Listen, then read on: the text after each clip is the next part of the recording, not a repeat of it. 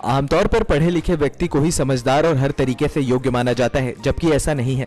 व्यक्ति चाहे जितना भी पढ़ा लिखा हो या अनपढ़, हुनरमंद तो कोई भी होता है। बस जरूरत है व्यक्ति को समझने की और उसको एक मौका देने की, जिससे वो अपने हुनर को दिखा सके। आज हम आपको ऐसे व्यक्ति के बारे में बताने जा रहे हैं जो ज्यादा पढ़ा लिखा नहीं है, लेकिन उसने अपने टैलेंट के दम पर एक ऐसा घर बनाया है जो घूमता है। उसके इस टैलेंट को देखकर कई पढ़े लिखे लोग उसे कुछ सीखने के लिए उसके पास जाते हैं।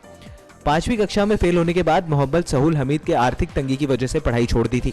आज 65 वर्ष के हो चुके हमीद तमिलनाडु के मेला पुदवुकदी गांव में रहते हैं।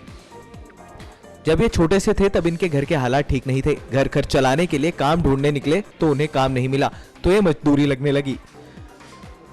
मजदूरी करते करते मोहम्मद सहूल हमीद घर बनाने की रुचि में लेने लगे।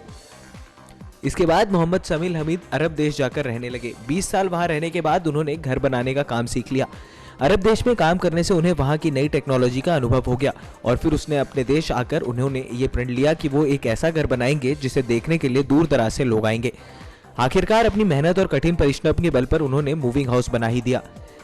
इस घर के ग्राउंड फ्लोर पर 3 तथा फर्स्ट फ्लोर पर 2 बेडरूम है। फर्स्ट फ्लोर में आयरन रोलर लगाया गया है, जिसकी सहायता से इस मकान को किसी भी ओर घुमाया जा सकता है।